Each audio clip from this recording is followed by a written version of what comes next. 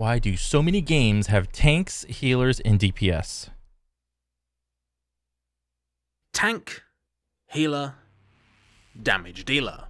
These are the three all-encompassing archetypes that can be found in an ever-increasing number of games. But honestly, there's only really one, and it's the damage dealer. Because if you're playing a tank, then you just want to play the game but not have to think. And if you're playing a healer, all the damage dealer spots got taken from your friends that are better than you, and you are relegated to the healer class. So, yeah. From MMOs to shooters to strategy games and even sports games. Bro, there is no tank healer DPS in Rocket League. There's not really even like a dedicated goalie. It's just the goalie moves up like to the midfield, and then when he needs to, he just goes back to goal. Primary goalie or whatever. I'm just guessing though. If you've ever played a game that has more than one character running around at once, chances are you've become familiar with this dynamic because it's basically everywhere. Yeah. Designers have taken to calling this set of three roles the Holy Trinity. Yeah. Because it doesn't just underpin the design of some of the biggest and most successful games ever, but many wouldn't work at all without a tank, a support, and a damage dealer to build everything from combat to crafting around. In fact, the Holy Trinity design is so useful and so ubiquitous that a lot of people really hate it. But yeah. I'm getting ahead of myself there. For those who don't know, here's how the Holy Trinity works in the broadest possible terms. In a game that was designed with the Holy Trinity in mind, as well as some that weren't, all possible classes, characters, and roles fall into one of three distinct archetypes, each with their own jobs and function. They are the damage dealer, the tank, and the support. I only said healer earlier because it rhymed. The damage dealer is responsible for, you guessed it, dealing damage, and are tasked with actually defeating the enemy as well as controlling the momentum of any given encounter. Well, here's the thing. The damage dealers are effectively, taking away the health, but they can't, like, it's a trinity, so, like, they can't deal damage if they're the ones getting slapped around. It's like, you need, like, all of them. Supports are kind of the opposite. Rather than attacking the enemy, a support exists to ensure the rest of their team can do their job unhindered. Yeah, they help the DPS pump, they keep the tank topped off. They drop some cooldowns, and they're making it so you can progress the thing. Finally, we have the somewhat confusingly named tank. Contrary to its name, a tank isn't a force of destruction, but a force of defense and control, protecting their team while also stopping the enemy from achieving their goals. The Gibster. Yes, the name's confusing, but what are you gonna do? You may not have heard about the Holy Trinity before, but you've definitely seen it in action. The classic RPG party lineup of a thief damage dealer, a warrior tank, and a supporting cleric has been around in RPG since the first edition of Dungeons & Dragons, but the Trinity goes back even further than that. In football, or my preferred alternative, Rocket League, the striker is a damage dealer and scores the goals needed to win, the midfield supports their allies by setting up plays, and the keeper acts like a tank, preventing the enemy from winning. Yeah. By letting people specialize in... I think you're just, like, imprinting it on there for the sake of the video, but we'll take it. To these three distinct roles, each of which work together, not only can teams or groups act much more effectively than a disorganized bunch of jacks of all trades, but newer players can ease themselves into a game by only having to focus on particular elements at once. The inherent power of the Holy Trinity allows designers to use it as a framework to build systems around as well as encourage teamwork. Without the help of tanks and supports, damage dealers are just gonna get creamed. But equally, without their damage dealer friends, the other two will be too slow and defensive to actually get anything done. Each part of the Holy Trinity only works in tandem with the other two, quickly establishing a group dynamic and allowing teams of players to be effective even with no prior communication. This all makes sense, right? So how is it that this obviously useful trick for designing group-centric games is despised by so many people? Well, it's despised because the Holy Trinity has been done in every way, shape, and form over almost every genre of games. And people are tired of it. I mean, I'm, like, kind of indifferent on it. So, like, I'm just like, I'll like, do whatever. But I completely understand why people are tired of tank healer DPS.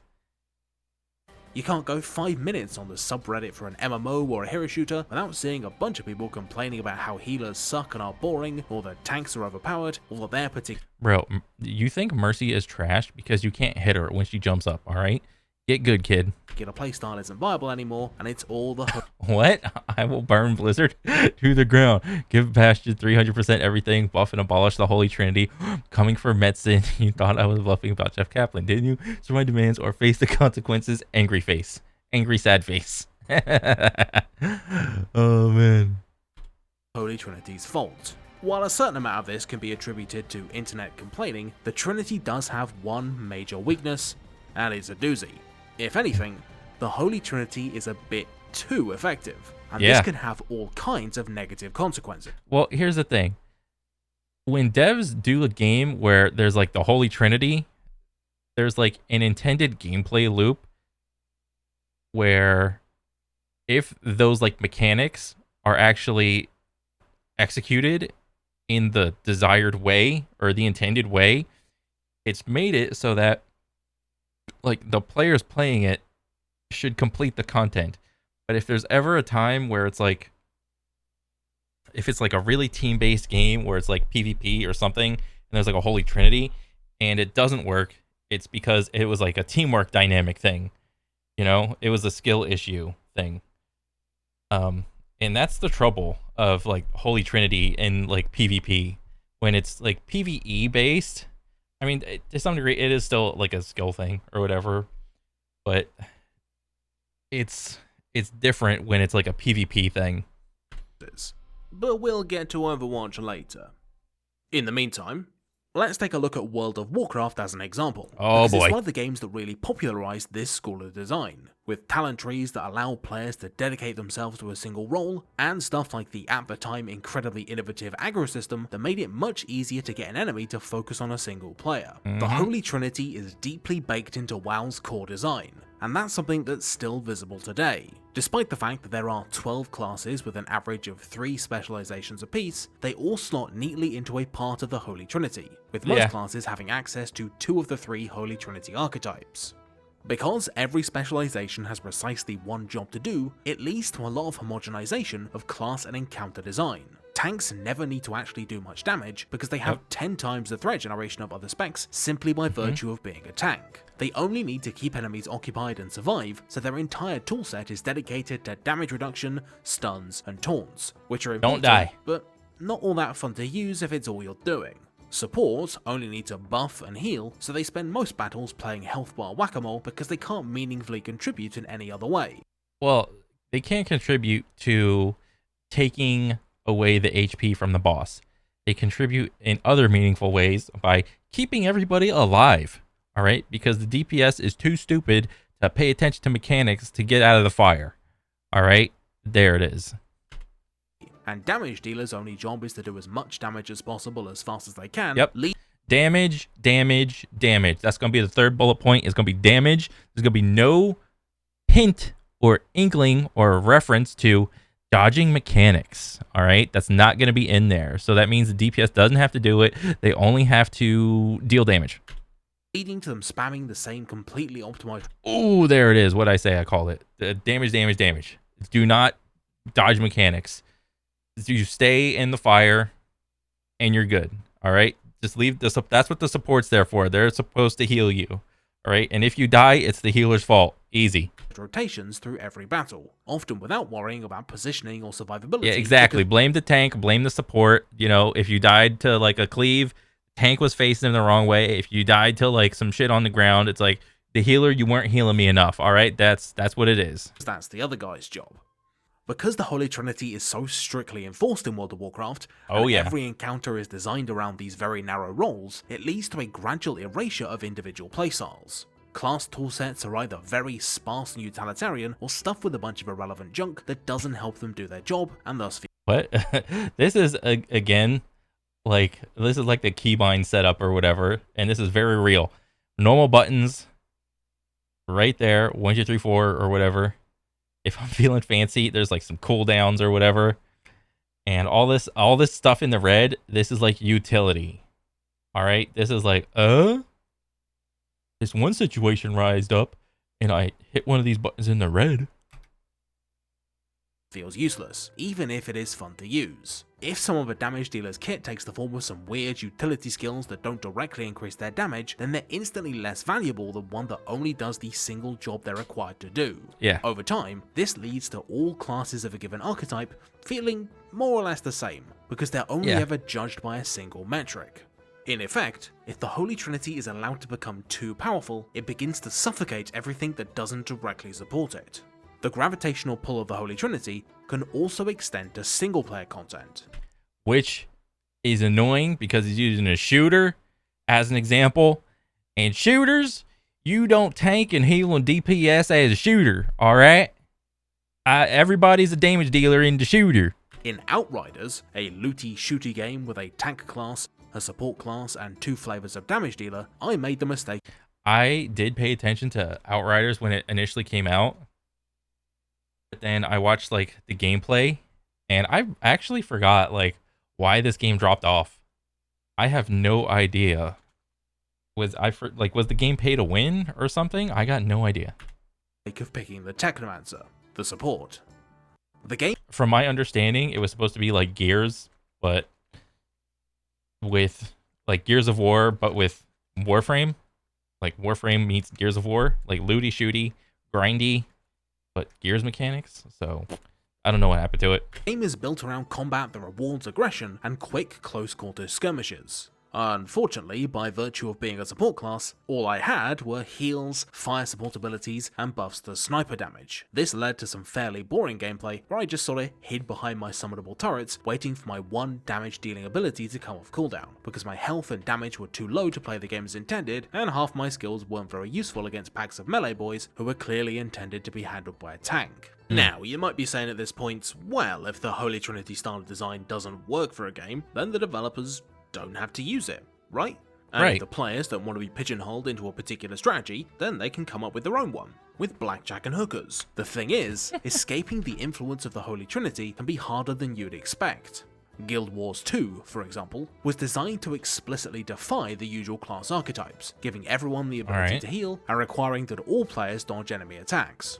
As far as solo content was concerned, this was a huge success, allowing all players to self-sufficiently progress with the story regardless of their build.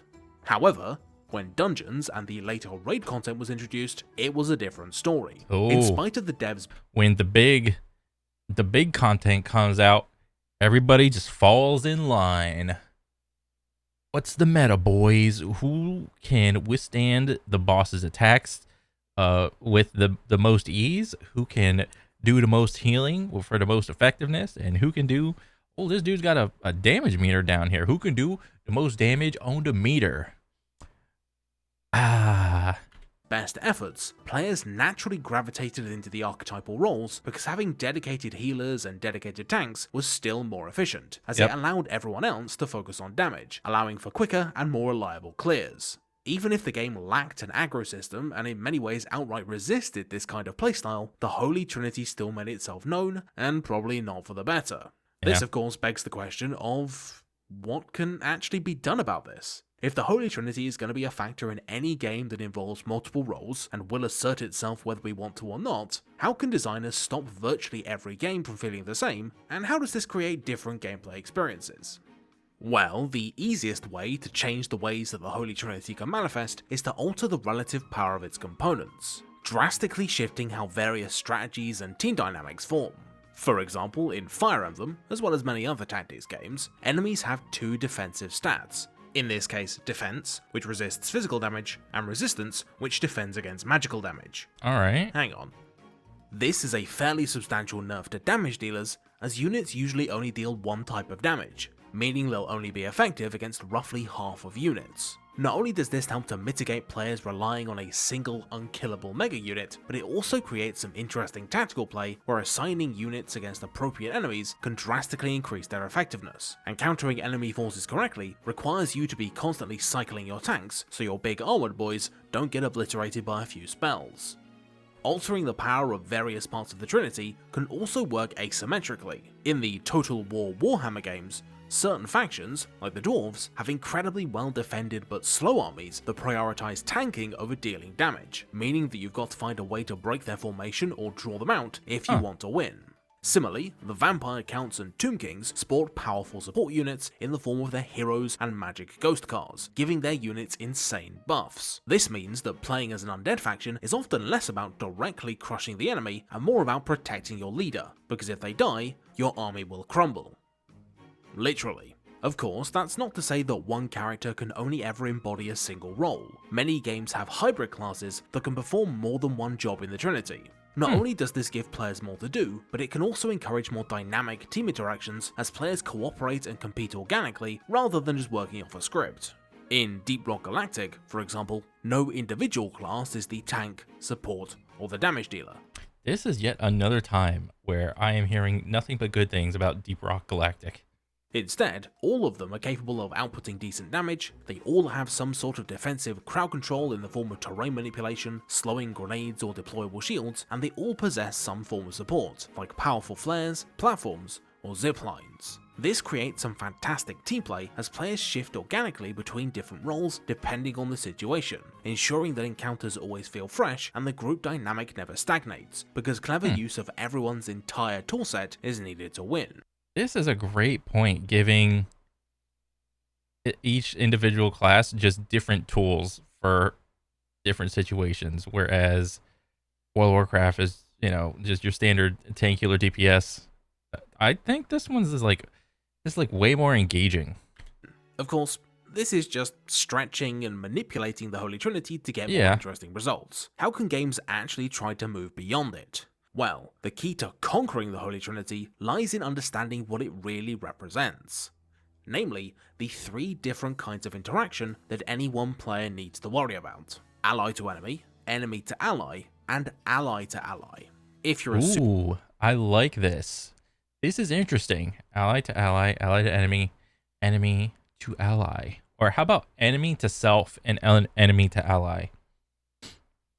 Dang. Super cool professional gamer like I am, you'll have figured out that these three correspond to damage dealer, tank, and support. Yeah. Damage dealers are all about interacting with the enemy, tanks are all about controlling the ways the enemy can interact with your team, and supports interact almost exclusively with other members of their team. Therefore, if a game can create a distinct layer of gameplay for characters to interact with that's neither good guy nor bad guy, the effect of the Trinity becomes less pronounced or shifts into a sort of holy square. For example, games with systemic mechanics, or in fact any game that lets players interact with the environment, creates an entirely new axis of interaction, distinct from the ally-enemy dichotomy. In Divinity Original Sin, not only can players do all the classic RPG stuff like dealing damage, controlling enemies, and supporting your allies, but they can also interact with the environment. This could mean cleansing harmful effects from the ground around your team, or creating beneficial ones, allowing you to gain a positional advantage as well as set up combos, with oil that can be set on fire, or water which conducts lightning.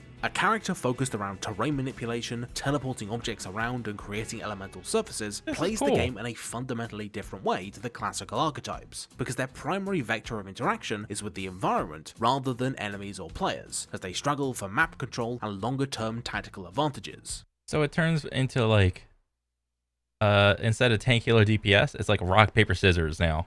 The best example of this is the Rain spell, which basically just creates a bunch of water in a huge area. This doesn't do much of anything on its own, but instead alters and interacts with the game's other systems, cleansing oil and poison, reducing everyone's lightning resistance, and even changing the properties of some attacks. It could be argued that this spell serves a damage, support, and a tanking purpose, but in reality, it and other moves like it are kind of their own thing, dealing with the more logistical and strategic side of the game that slowly bleeds into the turn-by-turn tactical stuff over time. Adding a fourth axis of interaction is also the reason why games with an economic element can remain interesting even when most of their combat leans heavily on the Holy Trinity. But from what I've seen so far, trying to break the Holy Trinity it seems a little more easier when it's like turn-based games or something like that. Unless it's in the case of like Deep Rock Galactic, it's easier to break the Holy Trinity in turn-based games versus like games with more, I don't know, second to second action, games that are not turn-based, it seems. In real-time strategy games like StarCraft, Sure, you spend most of your time fighting it out with a mix of damage, tanky and support units, but they are inescapably reliant on the foundation of economic elements like workers and buildings. Mastering StarCraft isn't just about mastering individual battles, but how to create an economy capable of producing your armies in the first place. Units like Zerg Queens might be slow, expensive, and fairly unthreatening, but the fact that they can allow you to spawn units more quickly makes them one of the most powerful units in the game, even if they rarely actually fight. Aeon of Strife rip-off games like Dota do this as well. Many characters, like Spectre, Faceless Void, and the hero who shall forever be known as Skeleton King, don't offer much at level 1, but scale exponentially into the late game through items, allowing the game to be won on economic terms rather than tactical ones. Similarly, heroes that excel at killing AI-controlled creeps and destroying towers like Tinker, Alchemist, and Broodmother often don't engage in teamfights at all, instead generating economic value for their team and threatening a win through the axis of ally versus environment rather than ally versus enemy. The thing to remember though is that no matter how hard developers and players fight it, games will always be influenced by overarching meta-level tactics and universal strategic principles. Even if it were possible to have a team game completely escape from the Holy Trinity, it probably wouldn't be for the better.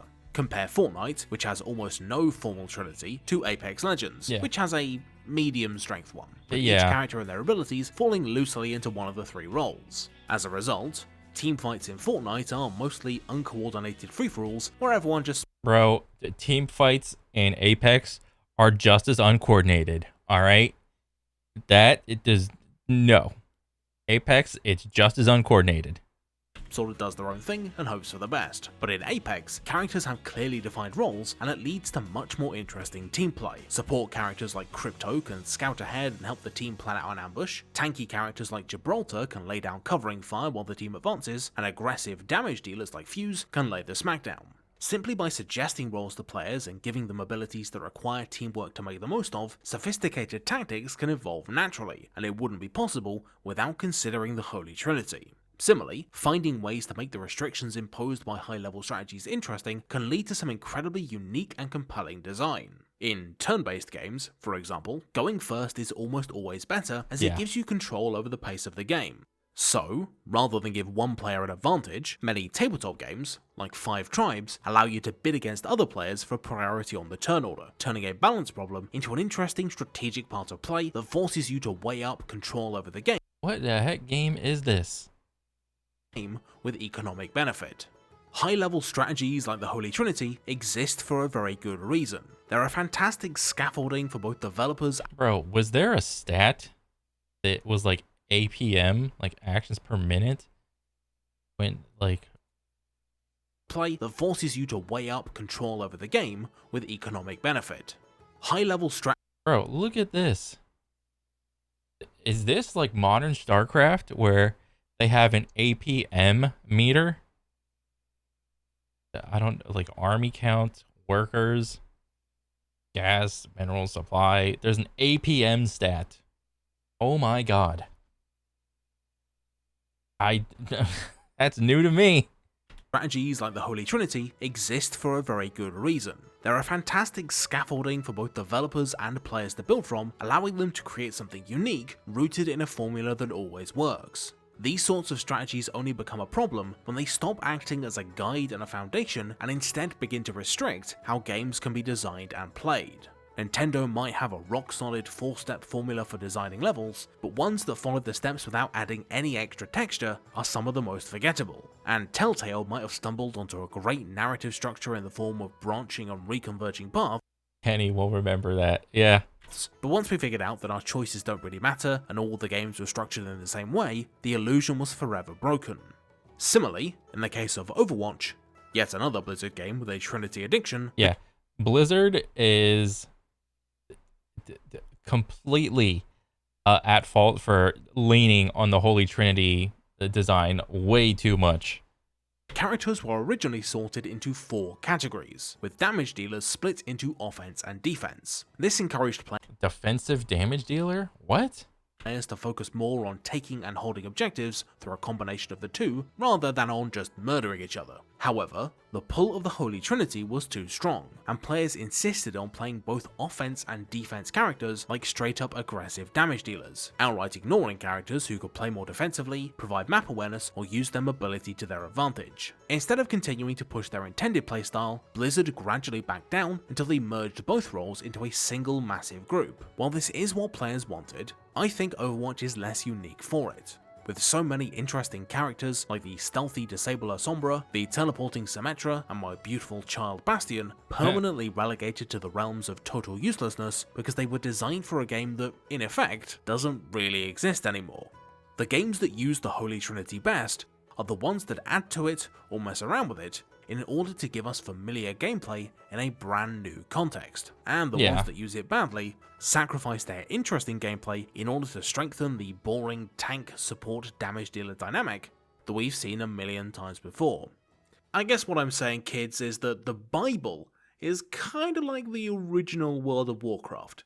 Jesus is my tank, the Holy Spirit is my healer, and you can bet that my boy Yahweh is going to smite your heretic asses for worshipping at the false idol of video games. Yeah, that's right, I made the obvious joke, and it only took me 17.5 minutes. How'd you like that? Yeah. Well, well, well, if it isn't my old friend, the after the video bit. Yeah. Hi, how you doing? This is a little ending segment I do where I promote a cool internet person, shamelessly beg you to support my livelihood, and also say thanks to the people who've done that already. Let's start with that first bit, and with Laura Kate Dale, a fantastic video game journalist and accessibility advocate who produces some of the most well-researched and insightful videos and articles on the subject I've ever seen. Were that not enough, she also released a book called Things I Learned About Mario's Butt that is hilarious and absolutely worth a read. But before you go and have a look at Laura's channel, we're not done yet. If you would like to support me and my endeavours, then please do share the channel / this video on social media, give me a like, a comment, a subscribe, and all that jazz. Alternatively, you could also support me on Patreon, where a bunch of fantastic people help me make more content each and every month, and in return, they get bonus content, my permanent permission to use adblock on my videos, as well as some special shoutouts. My top tier supporters in particular earn the dubious honour of me saying their name at the end of a video, as well as me telling you how cool they are. Seriously, they are super cool. If I weren't already married to video games, the things I'd do to them. They are Alex Deloche, Alex Vieira. Okay, so I thought this was a great video. It's just, again, it's harping on the whole the Holy Trinity thing. Yes, it's done in different ways in a lot of different video game genres, and sometimes it's done well, and sometimes it's not done so well. Just because devs try to grab a quick buck, they don't know what to do with the Holy Trinity. It's familiar. Yeah, I'm always on the lookout for trying to find new games that don't do the tankular DPS thing, but it's hard to escape. But overall, I think this is a great video. Geez, 2 years old. I'm late to the party. But I mean, even still, the tankular DPS is still present in modern day gaming. Sometimes it can be done well, sometimes not so much. But yeah, I thought this was a great video, and I want to see more from Adam. That's pretty much it. And yeah, take it easy, guys. Later.